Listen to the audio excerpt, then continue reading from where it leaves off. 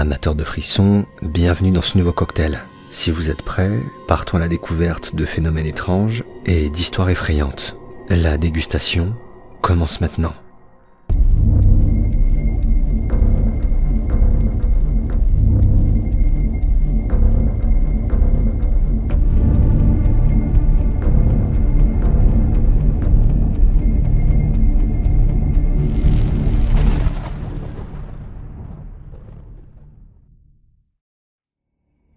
Vous êtes-vous déjà demandé pourquoi l'obscurité nous effraie tant? Pourquoi les pièces de notre propre maison deviennent presque angoissantes aussitôt que les lumières sont éteintes? Si l'on peut évoquer la peur de l'inconnu, la peur de ne pas savoir ce qui nous entoure, l'imaginaire collectif joue aussi un rôle majeur avec cette croyance que les événements les plus effrayants se produisent la nuit, dans l'obscurité la plus totale. Malheureusement, les prochaines images filmées par un agent de sécurité chargé de surveiller une usine dans laquelle d'étranges phénomènes prennent place durant la nuit ne risquent pas de vous réconcilier avec la pénombre.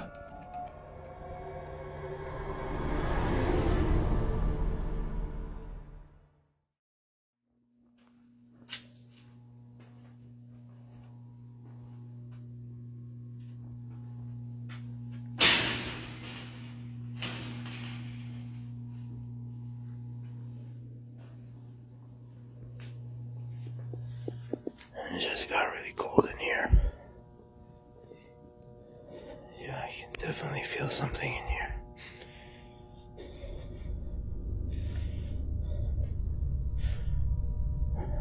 Whoa. Shit. Just saw my apple move. Just saw him move. Oh.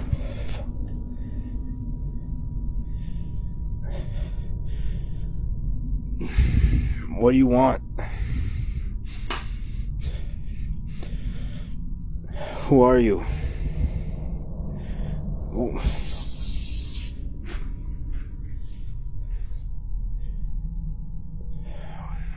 What does this mean? What do you want?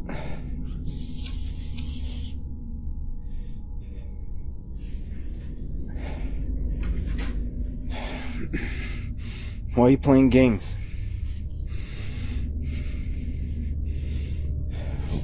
Why did you attack me the other day? What do you want? Alors que l'homme tente de communiquer avec l'éventuelle présence qui rôderait dans l'usine, il filme le déplacement d'une pomme et d'un verre. Si cet événement peut bien sûr être provoqué par un fil, aucun reflet ni aucune ombre ne semble trahir sa présence. Le gobelet se déplace par ailleurs dans des directions différentes, rendant impossible le trucage, plus complexe, mais toujours probable. Quelques jours après ces phénomènes, l'agent va placer une caméra dans une des zones de l'usine où l'activité serait la plus forte et découvrir à cette occasion des images pour le moins troublantes.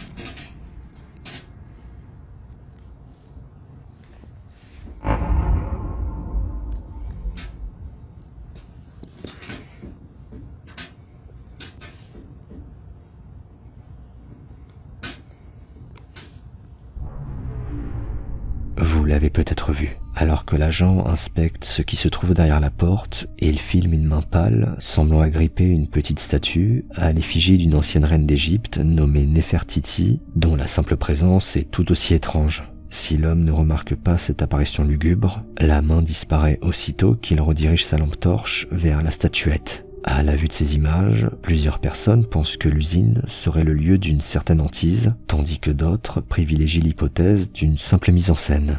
Et vous, qu'en pensez-vous ? Un cimetière situé dans le Minnesota a la réputation d'être particulièrement hanté. Une réputation qui trouve son origine en 1886, le jour où William, un éminent colonel, a enterré son fidèle cheval dans ces terres. Des terres qui ont ensuite été rachetées par l'État pour devenir un cimetière public. Selon certains témoignages, il serait encore possible d'entendre certaines nuits, au milieu des tombes, un cheval au galop. Des rumeurs font aussi état d'un esprit connu sous le nom de Smiling Jack. Enfin, la police aurait reçu un appel suite à des cris entendus à l'intérieur d'un mausolée qui, une fois l'arrivée des forces, se révéla totalement vide. Un enquêteur ayant eu vent de ces histoires a décidé d'explorer ce fameux cimetière au beau milieu de la nuit dans l'espoir de capturer de potentielles manifestations paranormales. Des manifestations auxquelles il n'était sans doute pas préparé.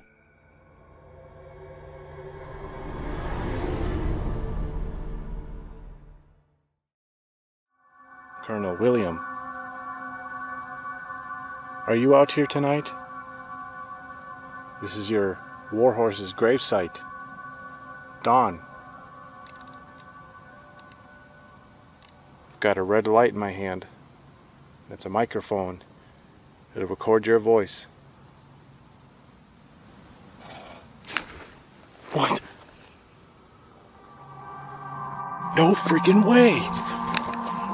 Holy moly! That literally sounded like a freaking horse. Like literally going. And that came from right behind me. Smiling Jack. Are you in there? Jack, if you're in there, could you make a noise? Whoa. It's like a tap. Au cours de cette investigation, l'homme entend d'abord ce qui ressemble au souffle d'un cheval, puis un coup venant de l'intérieur du mausolée. Si ces événements semblent corroborer les rumeurs circulant autour du cimetière, le plus effrayant restait encore à venir. Smiling Jack.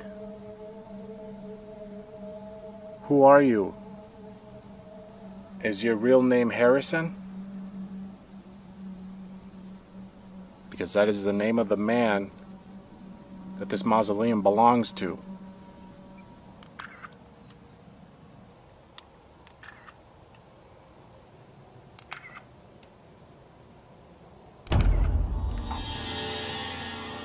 Whoa, what the f-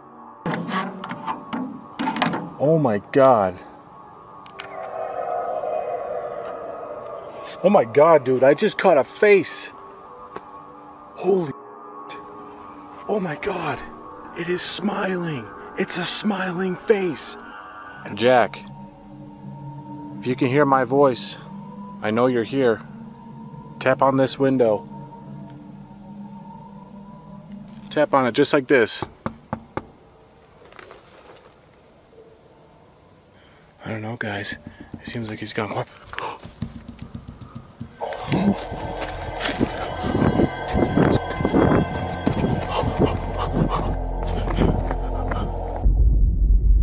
Après avoir pris plusieurs clichés du mausolée, l'enquêteur découvre sur une des photos la présence étrange d'une brume qui semble dessiner un visage au sourire lugubre.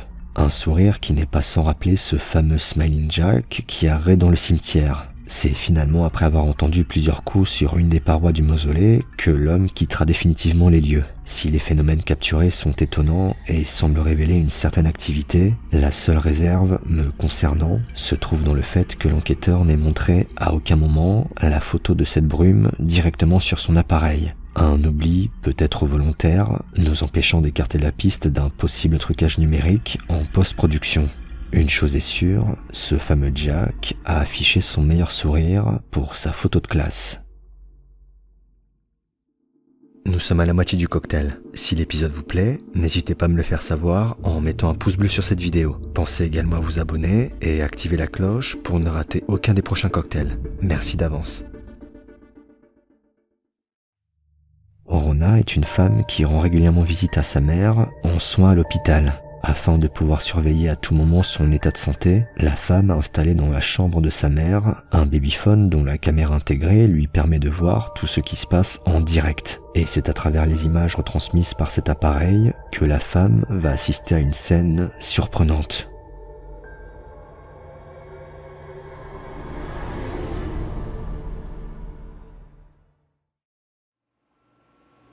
What the f is that? It's like something touching her.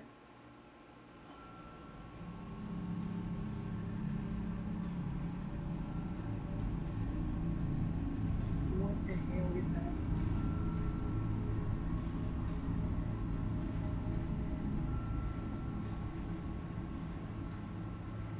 What the hell?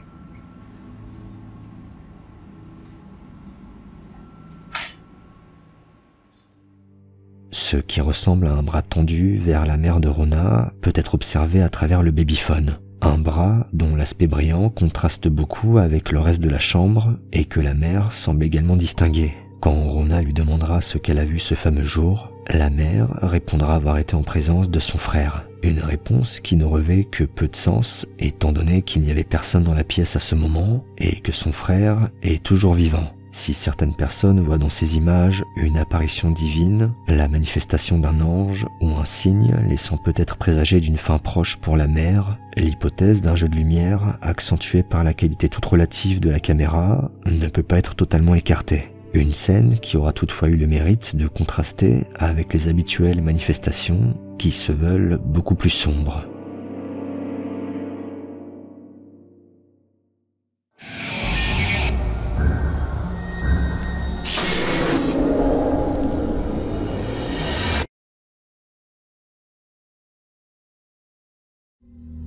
I'm like fucking scared. There's no one standing there, but there's a silhouette, like a shadow of a person. Yeah.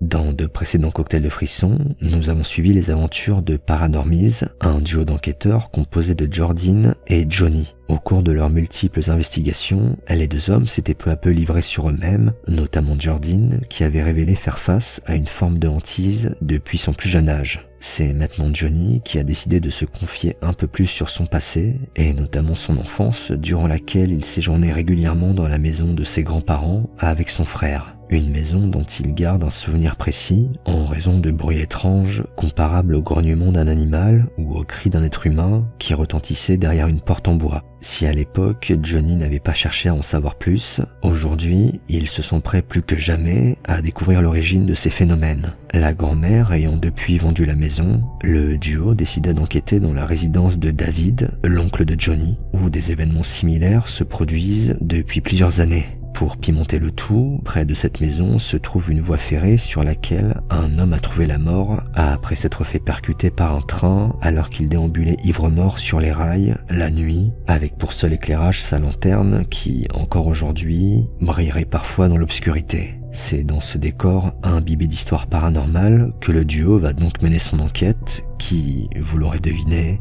va se révéler riche en événements.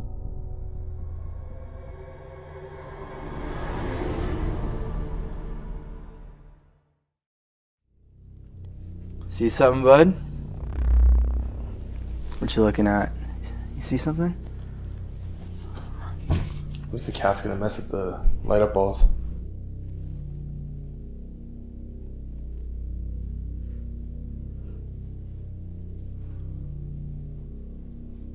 Does the cat hear something?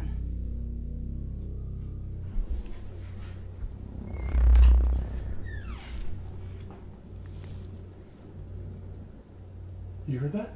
You heard that? It was a door creaking, wasn't it? Did you see it? You were by the hall. I didn't see which one it was, no.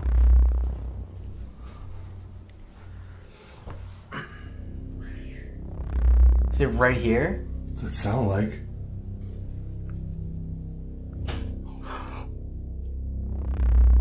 What was that? Did you hear that?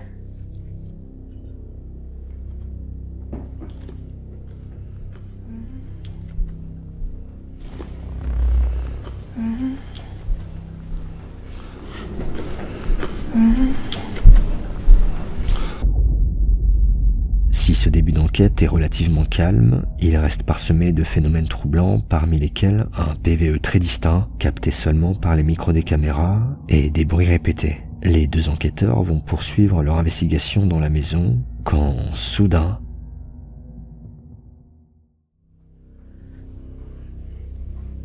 Just trying to see who's been making noise in here.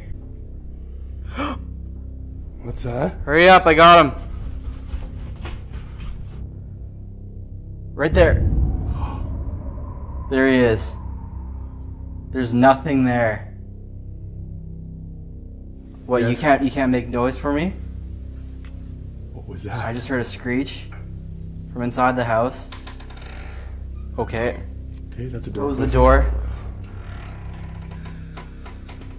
Hello, who are we in contact with right now?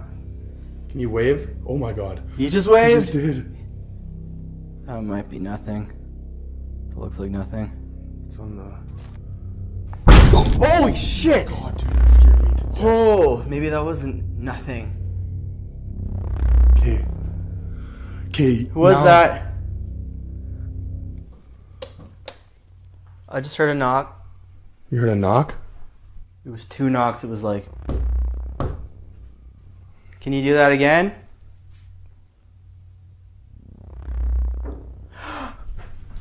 No way. I heard it. It was 2 knocks right from this window.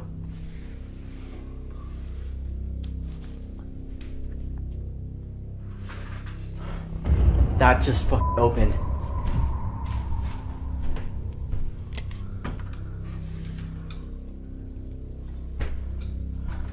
There's not even stairs here. Fuck, I wish I Oh my would've... god, dude, there's a bird's nest right there. You could definitely hear it. Okay, so then something's going. We should get a spirit box in this room. We have to, yeah. Holy fuck. Oh, the cat. God, man, those birds, now the cat. Jeez. c'est sur cette petite frayeur causée par le chat que se conclut cette première partie d'enquête. Une première partie qui aura révélé des résultats intéressants, mais qui n'a pas encore donné de réponse concrète sur l'origine des phénomènes expérimentés par Johnny lorsqu'il séjournait chez ses grands-parents. Des réponses qui vont toutefois commencer à émerger au cours de la deuxième partie, que vous aurez l'occasion de découvrir dans le prochain épisode de Cocktail de frissons. C'est la fin de cet épisode. J'espère qu'il vous a plu et je vous donne rendez-vous très bientôt pour un nouveau cocktail de frissons. A plus.